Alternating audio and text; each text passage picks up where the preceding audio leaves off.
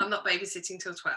So yeah, no dogs in my room today, just me enjoying and listening to the talk. So yeah, as I said, taking notes, we'll get all the links and stuff. So if you haven't got time to do that, don't worry, just send me a message and I'll get mine over to you. Yeah, but Gina, I'll leave you to it. Great. I think we'll crack on. Just let somebody else in. All good. Well, look, thanks everyone for joining. Thank you, Phil. I'm Garth. We've had a brilliant few weeks, actually, of some really amazing listening to some great stories about what it means to be a better business. And every week we've been covering every section of the B Corp assessments, which covers customers, your people, environment, government, and help me out, one more, community. There you go, community. But what's been really interesting is all of those things are interlinked. And so today we kind of pull all those things together in the form of governance. So today it's about what it means to be a better business. Today we have Phil and Garth, as I mentioned. So quick intro from me. I'm Gina Mula. I'm a founder of a company called MulaShaker with my brother Mel. I'm a creative agency founder, so founded and ran a creative agency for 10 years, working with global brands, designing and building brand experiences. And my brother Mel brings a kind of global corporate experience in transforming businesses. And we kind of pulled those two together into MulaShaker, bringing design and change together. And it's our mission to help businesses activate change through purposeful design, empowered people, and delivering cultural change. We're a pending B Corp, and as Hannah said, I'm also a B Leader. I met Hannah and Phil actually on the B Leaders course that we were on recently. So straight into it, I'm going to introduce Phil and Garth. Phil, if you are there. Hi, Phil. Welcome. Phil, can you give us a little bit of an introduction to yourself and what you currently do, and yeah, what your experience is? Yeah, sure. Hi, guys. Great to be here. Great series of conversations and things are popping up on social over the last month or so for B Corp month. So yeah, so I'm Phil. So I've been working within the sustainability agenda for quite a while. Came into it before, I guess, the business sustainability conversation was really sort of happening. So I started my career in consulting, what many people did in the late 90s, early 2000s in environmental consultancy, and that very quickly sort of that landscape started to change quite massively, and it sort of started to shift sort of into sort of, I guess, into CSR and more broadly into this much broader holistic sustainability conversation topic. So I shifted in-house in 2006. I got the opportunity to work on the London Olympics and Paralympics and manage that strategy for sustainability, and sort of lucky to see that from start to finish. And I've been in-house ever since then, really. So I've sort of went from there into supporting Kingfisher, the home improvement retailer, obviously in the UK, that's B&Q and Screwfix. From there into M&S, and currently working for the parent company for Boots in the UK. But I look after a portfolio of brands in the health and beauty space, including not just the Boots own label, but also the big consumer brand being Number 7. I've taken one of my brands through the B Corp process, Aromatherapy Associates. I've got another brand about to start, but I've been involved in the B Corp movement since it's been in the UK. Really, I sit on their multinational advisory group. I'm also as Hannah and Gina's kind of, I'm also a B Leader on my own right as well. So. And then I'm sort of extracurricular-wise, I'm on the board of the B Corp, the Resource Futures, a sort of a waste and resource organisation based down in Bristol. So I'm sort of steeped in the sort of the B Corp movement, but also sort of on a broader sort of business agenda. So hello, that's me. Thanks, Phil. You mentioned a really interesting word of this, CSR, which people now deem a dirty word, but the conversations around today are really about how purpose is driving change and how CSR really doesn't really exist anymore in its original form. How have you seen the change from CSR now going towards purpose driving business? So I think it's a really good good question, actually, because there's still a lot of confusion out there and there's still a lot of conflation. So for me, CSR is almost part of this topic or part of the wider sustainability agenda, and sort of even pushing beyond sustainability, really. But they're not the same. For me, CSR is very here and now, and sort of what are sort of some of the things that business should be doing, or sort of doing the right thing. And it's almost sort of I guess it's kind of thinking about the things that you can do outside of your business to contribute, but it's not necessarily actually making your business better. So it's not necessarily taking things into kind of rethinking how you can make your business more future fit. So I think so I would not necessarily pitch them at odds with each other. I would say that CSR is almost a foundational piece to sort of then kind of move you on. And actually, there's lots of companies that, and this isn't a criticism, it's just reality, where they leap straight into thinking about really big thinking and progressive actions without doing some of the basics. So I think it's, for me, CSR is about doing some of the basics. Thanks, Phil. That's great. Garth, let's introduce you. Honestly, I was trying to write the copy for the introduction to you both on LinkedIn. I actually had to reduce it. I couldn't get it all on. Your expertise between the two of you was just so vast. But Garth, can you introduce yourself, please, and just give us a bit of an intro of what you're doing with the Good Business Festival? Well, thank you very much, Gina. Thanks, Hannah, for inviting me here. I'm Garth Dallas. If I want to give you the full name, I'm Garth Orlando Dallas. So my initials are GOD, but I take no credit for that. My parents obviously have a great sense of humor, but I've used it as best as I can. It's a very good icebreaker. But the important thing to follow on from what you said there, Gina, is that I've never been one-dimensional. I've always looked to expand as widely as I possibly can. I was born in Jamaica. I studied chemical engineering, believe it or not, in a place called Hungary.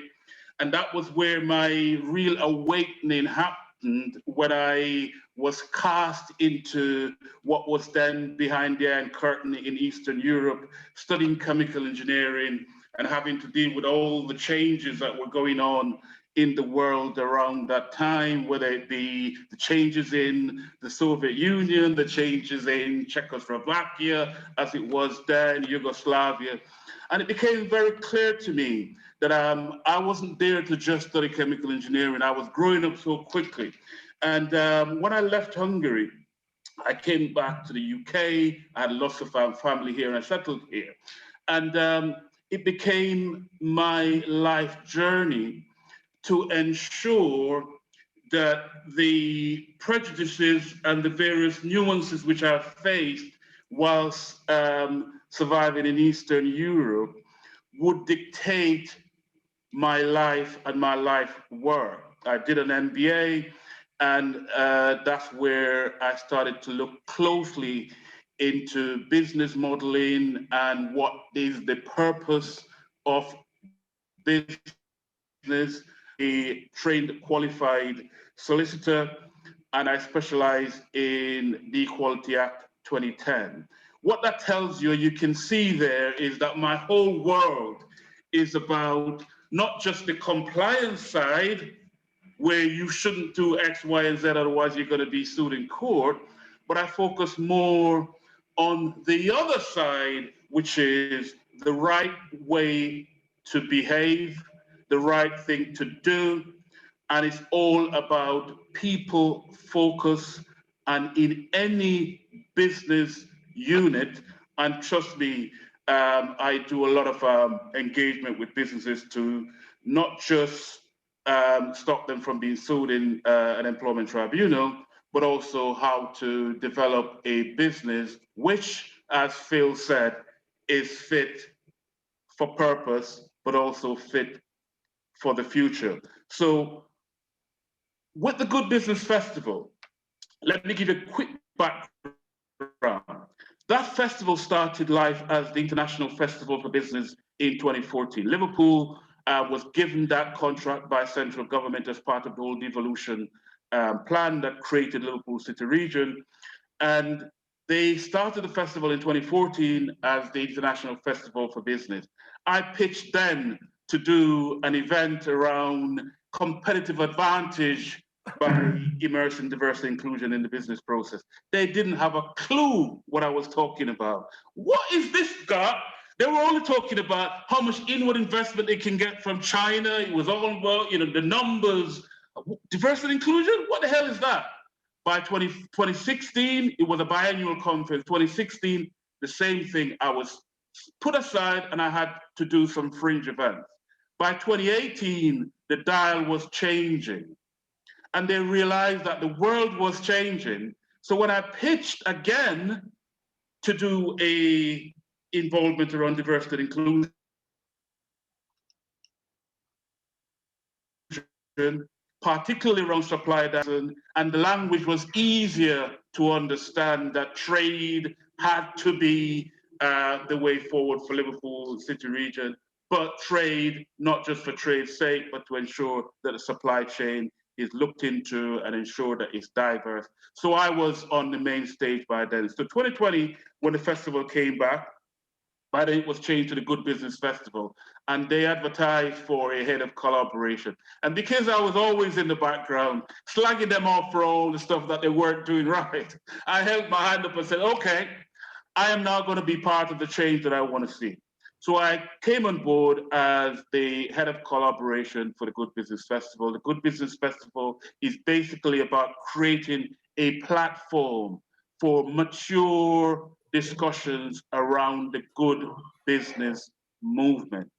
Good business movement is not something that's just been developed over the last couple of years. It's been going on for a while, but now businesses realize that the only way that they're going to survive going forward is to join the movement and understand what is purpose, understand what is the triple bottom line, understand that without people and a people-focused, people-centered business ecosystem, your business is not sustainable.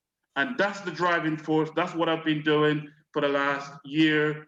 COVID meant that we had to separate the festival into Act 1 and Act 2. Act 1 was in October last year. It was a digital conference. We're now moving towards Act 2 in July 2021. That's enough about my introduction. Thank you. Brilliant, thanks Garth. What's really interesting, what brings us all here, we're all from completely different backgrounds, different sectors, different expertise.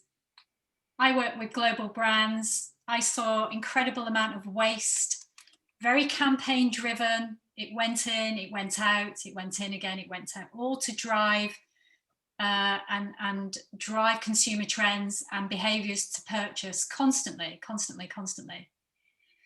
And my driver now is to use design in a very different way, to look at the end of life first. And what Mel brings to the table is how we can drive the conversation in a much more productive way. How do we make it more efficient? How do we make it more effective? How do we make it more purpose-led? How do we bring teams together?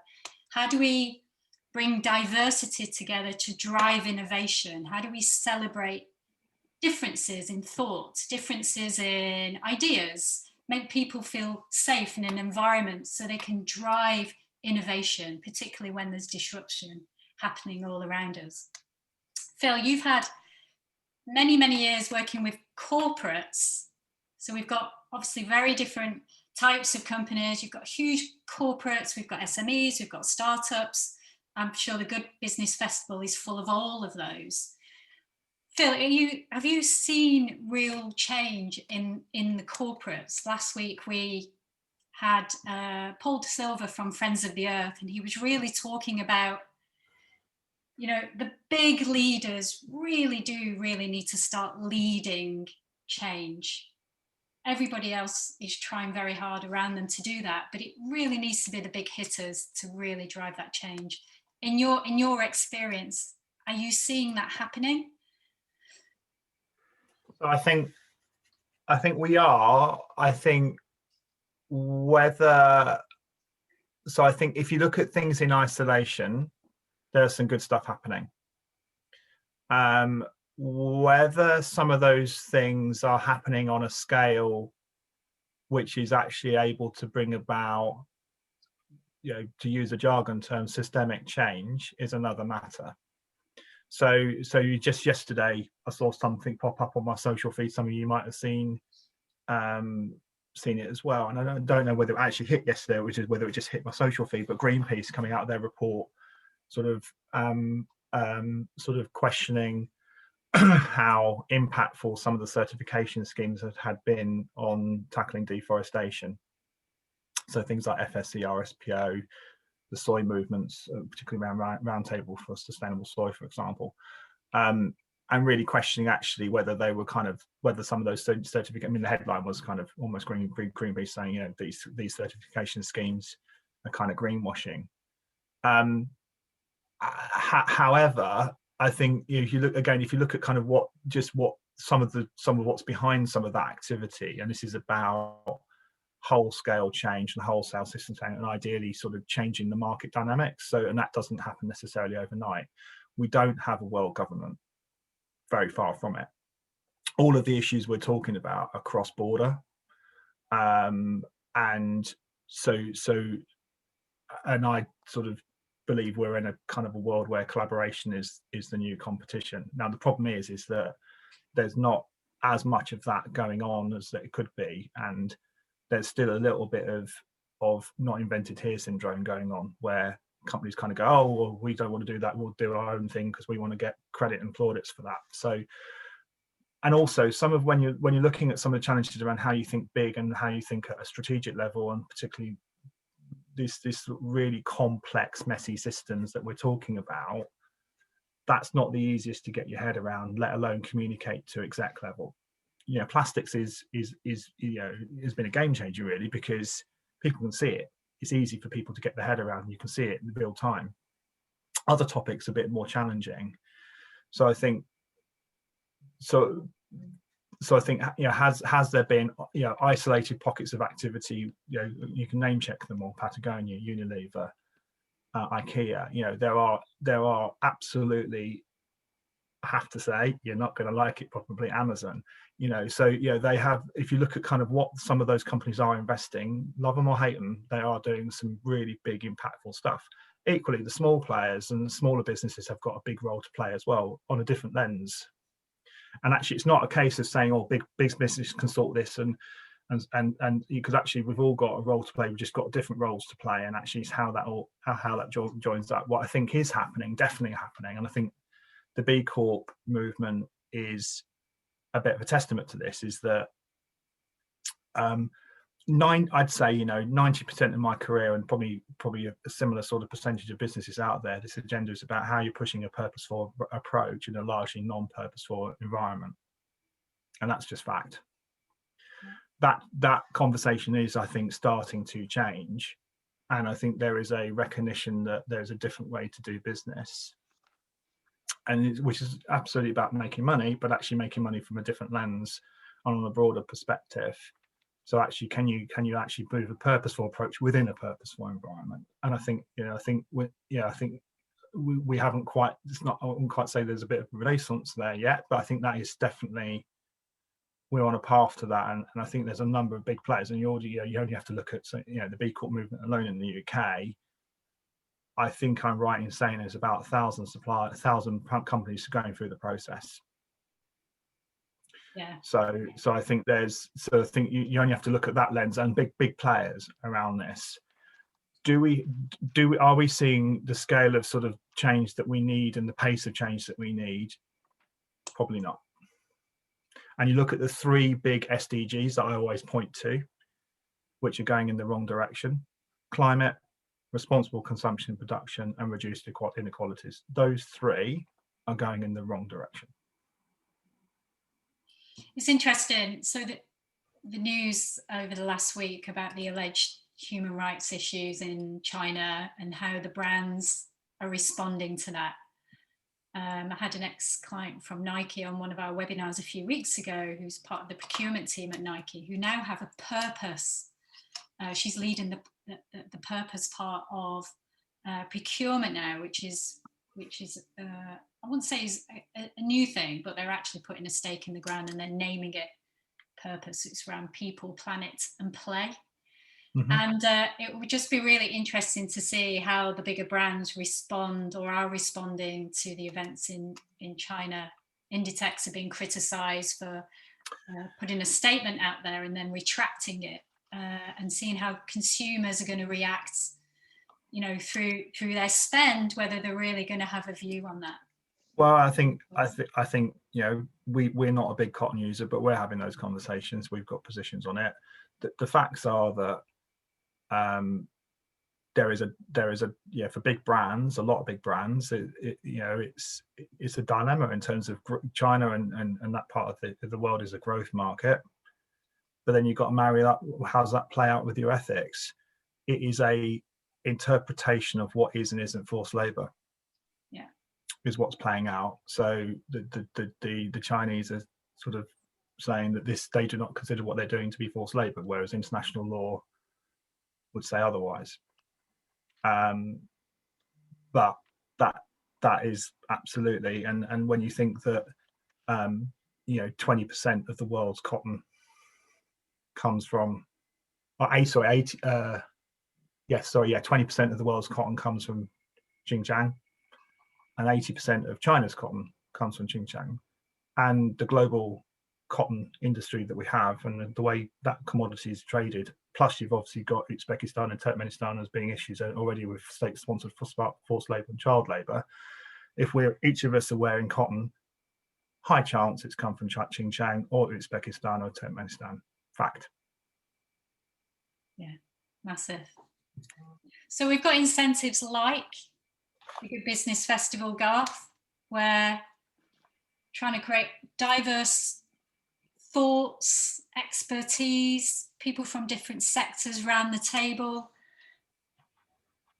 You know, you said that came about because we needed to drive that change. What are you seeing that's making a big difference through things like the Good Business Festival? The Good Business Festival is a platform that, as I said, that is not afraid of tackling some of the very serious and sometimes controversial issues. We're not here to preach as to what good is. What we say is that it's a process and it's not necessarily perfection. So we bring various organizations together to have those discussions and to share knowledge. And as Phil said, collaboration is the new competition. But what we have is the power to promote organizations that on various spectrum are doing well in various areas. We understand that as far as business is concerned, if you're even looking at the Sustainable Development Goals, and the reason why I love to always bring it back to the Sustainable Development Goals is because finally the world, public sector, governments, private, social sector have a common language that can be utilized to have a discussion around what we should be doing around the triple bottom line, what we should be doing around the planet, what should we be doing around people, alleviation of poverty, clean water, etc. That language we understand that there will be trade-offs. There will be trade-offs for businesses. So we have to be able to have that mature discussion with businesses that there are certain things that they will do that will generate environmental benefit, say a pharmaceutical company, for example, that is producing medicine that is providing satisfying a need for affordable medicine, if you like.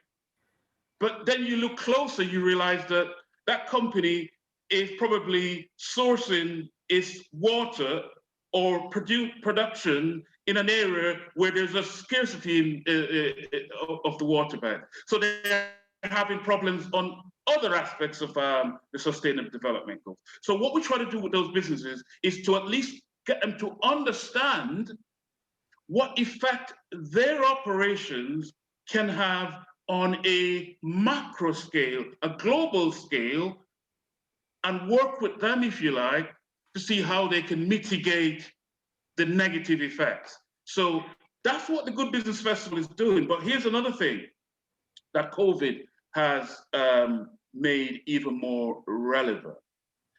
A lot of businesses are now having to look at onshoring their supply chain, localizing their supply chain. We realized when COVID broke out that there was this massive clamor across the world for PPE, and these strategic supply chains were at risk. So we're now saying to businesses, if you are genuinely, for reputational purposes, saying that you are on the path to doing well, and you're people focused and you're looking after your people, we're now saying to them, we want you now, because we're promoting you and we're giving you this platform as a Good Business Festival, which is great for your reputation. We're saying to you, we're holding them to account and say, all right, we've got a bunch of smaller businesses, micro and small businesses that we're also bringing on this journey.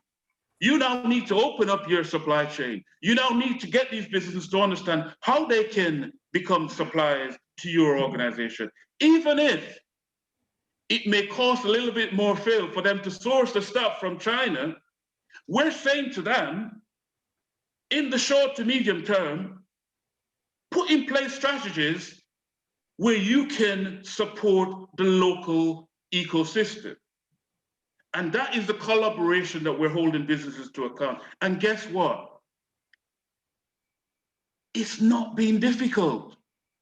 And that is the positive thing that I'm bringing to today's message, that businesses are waking up to the fact that profit and purpose can run hand in hand. In fact, we said purpose before profit. Because if you define your purpose, why do you exist? A lot of businesses didn't even know why they exist. But when you drill it down, what are you here for? What societal needs are you here to satisfy? That is when businesses understand that for them to be sustainable going forward, millennials are now making decisions as to which companies they're going to work for based on whether they believe that's a good company or not. So if you're not doing the right things, you're going to dry up on the best talent.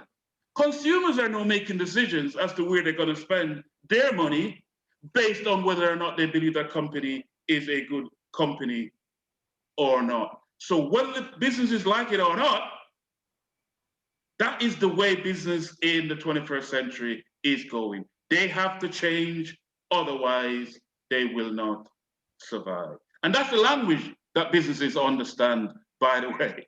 It's not just about measuring your financial rewards, which is great because you're always feeding that into your business on a day-to-day basis, so you can pull that off anytime. But how do you measure your environmental income, if you like? How do you measure the other aspects? And that's what we're teaching businesses going forward. And that's why the B Corp is also a great tool, because that's embedded very much into it. And to come on to governance, we believe that the fish rot from the head. So you have to have CEO buy-in. You have to have leadership buy-in into this process. It can't be left to HR. It can't be left to department head. If the leadership of the organization isn't committed and doesn't see the benefit, then it's not going to be sustainable. Garth, I love it. You know, I've had numerous conversations with business owners, and the first thing they say to me is, we've got a great culture, but I've got a real problem with people leaving. Or we've got a really great culture, but oh yeah, we don't pay sick days. And I think this lack of understanding of what a great culture means. And interestingly, I was looking on the Great Places to Work website and about what they define a great place to work is, and it is around community, but it's around unity, and then what you do give back to the community as a business. It's about being fair, so it's allowing your people to be heard, valued and respected. It's about having a management team that are trustworthy, because that drives employee retention and motivation. So there's no them and us. It's very transparent. Creates innovation, so safe environments to express ideas, inspire loyalty, confidence, the willingness to give extra. To your point, Garth, this is what millennials are looking for when they're looking to work for good companies. And it's all around trust as well. So that trusting, you know, treating your people not as commodities or as honeybees, as an ex-MD once described us all as, which was horrendous. I did leave shortly after that, and set up my own company. But you know, those conversations, people just don't accept, I think now, that type of language anymore, and I love it. And I think it's those kind of conversations that drive inspired, motivated people to make the world a better place. So I'm loving it. Gina, I saw a list of the companies that have done best throughout the pandemic, and the common denominator in those in that list. Okay, there were majority tech companies and stuff like that, because a lot of stuff were pivoted online. But the common denominator was the fact that those companies looked after their people throughout the pandemic. If you look after your people, they will look after your customers. If you look after your customers, they will also look after your bottom line. It is as simple as that. We were worried as to whether or not we could trust our employees to work from home. Are they really going to be working from home whilst they're still employed in the company? They realized after a couple of months that, hang on a minute here, production hasn't only been maintained, but it's been improved. And what they then had to do, the good companies, is to channel their resources to make sure that the well-being of their employees, whilst they're working from home, the lonesomeness and all the various stuff that goes with that, were taken care of. They could have regular team meetings or whatever, and just having a bit of a day when they have some quizzes online or whatever. Those employees felt that they were part of a movement, a company that looked after them, so they gave more. And at the end of the day, the bottom line was measured and they did well. So there is enough to be optimistic about, in my opinion. We've got a brilliant example, actually. A friend of mine, Andrew Russell, is on here now, and he was on the community webinar. Family-owned business, create beauty products on the Isle of Arran in Scotland, where they took care of the whole island and gave away free products. And then in return of that, because they just thought of the community first, that community now has responded, and Andrew's company survived the pandemic in a time where they pretty much lost 100% of their income, and now they've jumped back. And it's a really brilliant example of how a business just put the community first, and it's proven the point of what you've said exactly there, Garth. Phil, just going back to you then, on a corporate company level, Walgreens Alliance, huge company.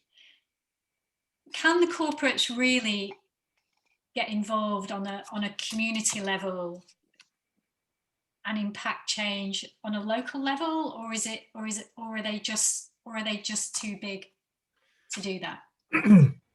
So I think it depends on the business, but I think yes, broadly. I mean, even you only have to look at Amazon now making moves into bricks and mortar. You got 2 Amazon Fresh stores opened up in London recently. So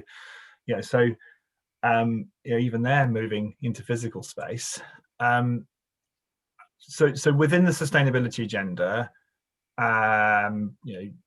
there is a global and there is a local context to that. So even if when you develop a strategy, if you're global, there are goals that you would obviously be focused on, but actually your markets are going to be very different. Even though some of the goals there may be a consistency in terms of things like plastics, climate, biodiversity, human rights, even the whole DEI agenda, the way in which you would then look to sort of progress that within different territories are going to be different. The DEI agenda in Asia is clearly going to be very different in a Western context. Part of the issue we're just talking about, touched on briefly on Xinjiang, is probably playing out a difference between the China view and the Western view of kind of what is and isn't appropriate, right? So there's different ways of doing that. But what we do have is obviously we do have the SDGs, which provide that sort of common international view of ideally where we should be heading. And then it's down to the brands and the companies, whether you're small, whether you're large, to start to localize that. And I think when you're looking at, we've got a very different, very much in the UK, the high street alone is going to look very different when we come out of this. So I think it was already on its knees pre-pandemic, let's be honest. And I think we're going to look at a very different high street as we come out of it. And I suspect a lot of brands will move into more of a blended way of working, I would imagine. So I don't think you're already starting to see repurposing of space and retail premises as well in terms of having a community feel. So when you look at it from a community point of view, I think there's 2 lenses to that. There's how is any sort of business activity, how's that linked to whatever the purpose of the business is, and what are the things they're going to focus on? How does that really help further whatever it is they want to stand for? That's one lens. The other lens is, I guess, arguably more philanthropic, which is sort of what are the things that the business might want to do, which actually, to be honest, is kind of much as about employee engagement and customer engagement as anything else, which may just also happen to have a community benefit, and kind of how those marry up in the local agenda. It's really interesting. Purpose is definitely, to Garth's point, absolutely business critical, whether you're small or large, multinational or other. I guess the big reflection I've got, having gone through the pandemic, and God help us, let's hope we don't go for another one, although let's be honest, it was the top of the World Economic Forum's global risks for a good few years. It's just the fact that many businesses weren't actually, and most governments for that matter, weren't probably fully prepared for it, even though it was probably top of the list of top of the global risks. I guess the question I have is, and you might argue this is one and the same, but I'm not sure it is purpose good enough? Because actually you've got to be purposeful, but you've also got to be useful. You can be the most purposeful business in the world, but are you actually useful, and are you resilient? And are you going to have a business that can withstand everything that throws? I mean, I'm talking from a beauty perspective. Let's be honest, our beauty sales fell off a cliff. So, and I'm sure many smaller beauty brands were facing into that during the pandemic. So how do you but then equally, I know other beauty brands have repurposed their business and started doing hand sanitizer lines and repurposing their business models to sort of pivot what they do. So I think it is marrying up how you can how you can sort of marry up, yes, this is about being future fit, yes, this is about being purposeful, but how do you also become more resilient as well? Because actually my reflections are what COVID, and I'm kind of almost thought, oh, I almost didn't even question that before COVID. Oh, surely they're one and the same. Actually, they're not necessarily one and the same. And in an ideal world where everything's running the same and everything's running swimmingly, it's great, it's fine. But if a curveball hits, you might have the most rock solid business case in the world, but if a curveball hits, you might find yourself in trouble. So I think that needs to be in the lexicon now for businesses. They think as they kind of start to come out of this, whether and I think that applies to whether you're a small business or a multinational business. Absolutely. I mean, digital alone has probably been, I've heard some CEOs say that digital agenda has moved on, been progressed sort of a decade because of COVID. It's also shone a real spotlight on actually how digitally prepared are some businesses. So kind of, I think, yeah, that's some of the framing to think about in the kind of context also of how you then think about your role at a local level. A lot of your employees are still going to be local, but equally they're also going to want more flex working. They're probably wanting more blended. Does that open up more talent opportunities? And then you're going to have an interesting dilemma. And so you just support local employment opportunities. Do you want talent further afield? All those sorts of dilemmas are going to start creeping in now, I think. Yeah, it's really interesting. It's just reminded me, actually, putting my previous agency hat on and doing pitches and RFIs for clients, and there would always be, the question saying, do you have a disaster plan? And it was always in case your building caught on fire. And you just think, oh God, well, it's never going to happen. It's going to be fine. We'll just put some things in. But actually the disaster plan is what happens on a global level. Are you prepared now? And to your point, it's something that should be front and center for all of us in whatever role we do. Gosh, it's been great. Hannah, we've got 10 minutes. Are there any questions in the chat or anything from anyone else? Has anyone got any comments? I haven't had any specific questions in the chat. Just talking, we've just had a few people sharing information about statistics and reports that we've looked at that are talking about, the change in business and consumers and employee engagement and things like that. So that's been really interesting. I think, it was really interesting point Phil just made then about the localized employment and remote working and things like that. What I, would suggest there's kind of almost one between employing people locally and, having the localized manufacturing and things like Garth was talking about, but then it's also offering those opportunities to unrepresented areas. I'm working with a charity that does a lot of work with Jihan, who's here, and she does communication strategy. It's a lot of discussions we have is around that employment and remote working and finding talent and also supporting talent in areas that may not be able to get jobs when just because of where they live, but now they have an internet connection and a laptop, there's opportunities available for them. So it's that almost that balance. And I think I've got loads of notes from the from the talk, of course, but it was, I think what really stood out there was when Phil said, is purpose good enough? You've got to be useful too. And I guess that's another question I look at when I'm looking at businesses, which is, yes, you can make a business doing that, but should you make a business doing that? Which is kind of another way to ask that question as well, because with the Better Business Network and kind of enrolling businesses and small business owners and entrepreneurs to work with us is about finding people with the same values as us. With, someone coming in to our network who wants to build a huge e-commerce empire, which is drop shipping and Amazon and based on, profit margins and not particularly based on the values or the purpose of the business, isn't the kind of business we want to be working with, regardless of how profitable that company and successful that company may be, because they just don't hold the same value system we do. So yeah, lots of interesting conversation there from everybody really. So I've got loads of notes, so if anyone does want these notes, please message me privately your email address and I'll be happy to share that with you. But yeah, I love that talk, really, really interesting. Thank you so much, Garth and Phil. I thank you as well. I would certainly answer that question very boldly. Purpose is not enough.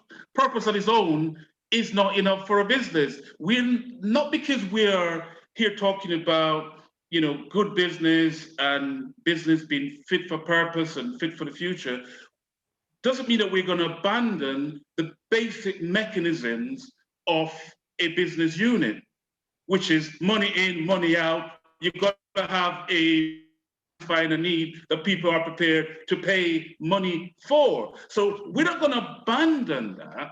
But what I'd like to introduce as well is the fact that what we have noticed with our work at the Good Business Festival is that the narrative between the neoliberal thinking that is all about shareholder value and the social sector is narrowing. There is a new narrative around the social solidarity economy in which social, private, and public are getting closer together. And the collaboration that I mentioned before, the new competition, is becoming a lot more streamlined because private sector companies are finding ways to work with the social sector within their communities, who, by the way, stepped up to the plate during COVID, and they were the ones that were looking after the homeless. They were the ones that feeding also the people because the local government couldn't do all of that stuff. So those relationships, we are now saying we want to formalize those relationships.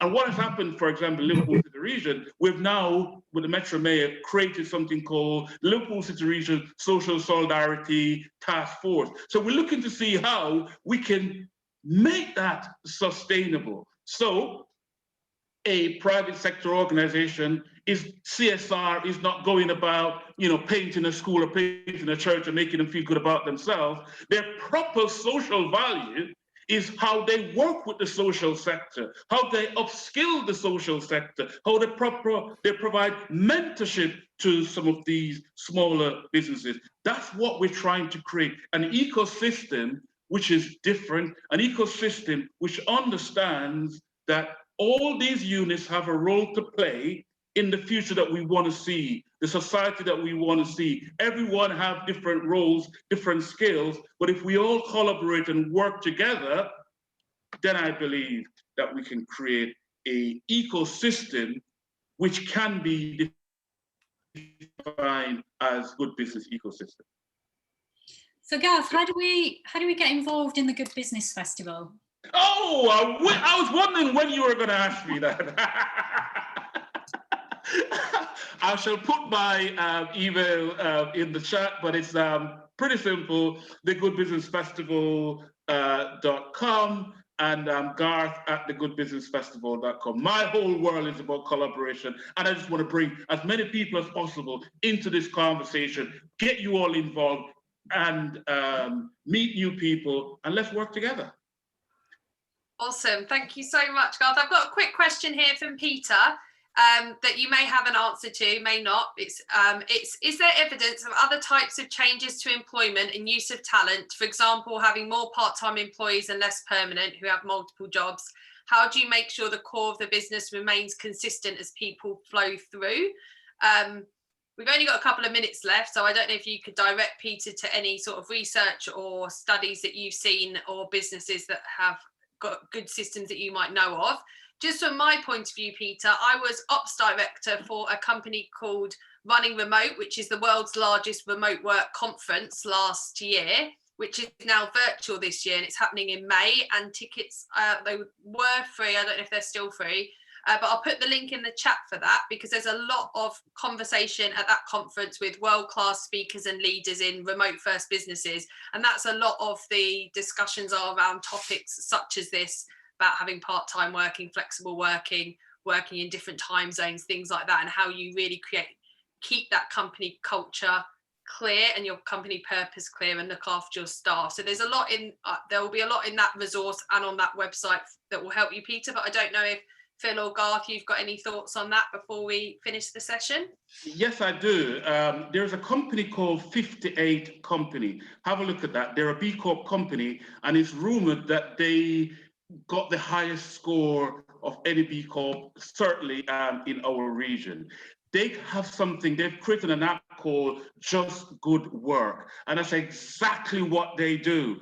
They make sure that the supply chain is examined for modern slavery practices, and also how you treat your migrant workers or transient workers. Check them out. They're a B Corp company, 58 company, that's what they're called. And that's exactly what they're set up to do. So that's a nice plug for B Corp movement there.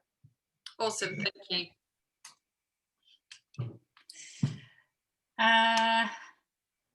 Well, I think we're good. What do you reckon, Hannah? I was going to say any kind of last comments from you both, but you've done some massive kind of already kind of final thoughts. But I will ask one final one. So we know that good leadership is inclusive leadership, and it has to be going forward. So it's a question to both of you, and Phil, I'll come to you first. How do we unite everybody across a common goal? It's a massive question. So from a business point of view or societal? Business? They're kind of. Well, I think we're, I think things are definitely shifting into, so there's, topics of conversation, which, only a few years ago, which have been fringe of mainstream, are kicking into mainstream news much more frequently. I think there is a kind of I think the challenge is that the gender generally is incredibly complicated. There's this horrible kind of acronym called VUCA, and I'm sure you've heard it before. It's volatile and uncertain, complicated, and ambiguous. So it's only getting worse, and the issues and the intersectionality of issues are also becoming more known as well. Health and climate being one, inclusion and environmental activity. There's a whole board of all range of things there. But the problem is that we're still quite fragmented in how we tackle this. So and there's people that kind of tackle the environmental side. There's people playing in the DEI space. There's people going in the human rights space. I think what B Corp does a nice job is to bring that all together and actually provide the framework for that all to be brought together. But ultimately, it comes down to having a really clear vision of what you're trying to get to and what you're trying to achieve to get people to rally around. So if you're in a business, even if you have a really complicated agenda, and whether you're small or large, the likelihood is that there'll still be lots of issues and it will be complicated. And you can't cherry pick, in my view. However, what you can do is sort of think about what are the things we want to really make sure are really super clear, and be really clear that what we stand for, and communicate from a vision point of view, and then have this sessions about governance, having really clear governance in place.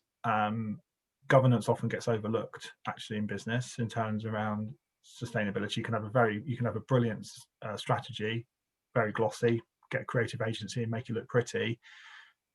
Yeah. So often they're paper tigers.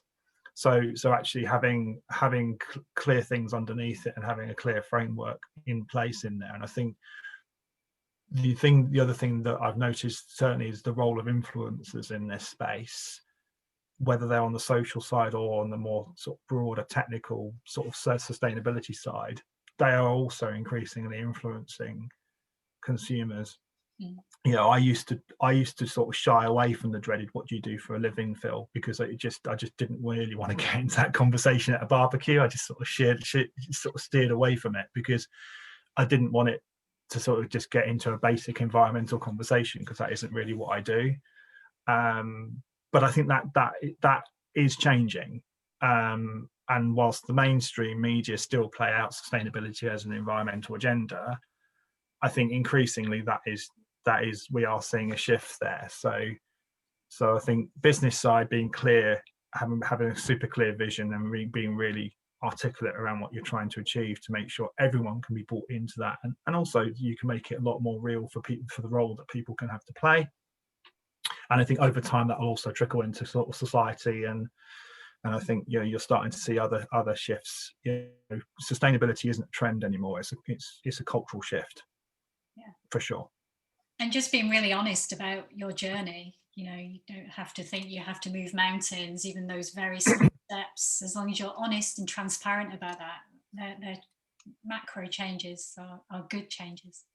Absolutely, and I certainly back that up quickly. We know we've only got a few seconds left, but set in place a system, have leadership buy-in, make it not a tick boxing exercise, set goals, and celebrate successes when you have achieved them, because people within your organization will feel that this is not just, oh, hey, we had on a team meeting, we have achieved a goal, we're celebrating the success, then we got to move on to the next one. Which SDG goals are we focusing on for this quarter? How are we going to achieve it?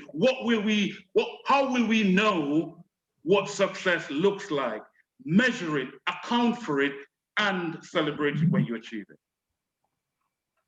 Brilliant. Perfect timing as well, Garth. Well, thank you, everyone. It's been brilliant. I've loved all of the sessions. I was really looking forward to today. Phil, I know you are a massively busy man, and thank you. No, not at all. No, thank you. Thank you for having me along. No, it's brilliant. I think it's great that it's being done under the B Corp framing, and I think that's only going from strength to strength. So it's going to get bigger and bigger and bigger. And I think the challenge for the B Corp movement is kind of almost getting an understanding of where that tipping point is and what does that look like in the UK, and that'll be fascinating.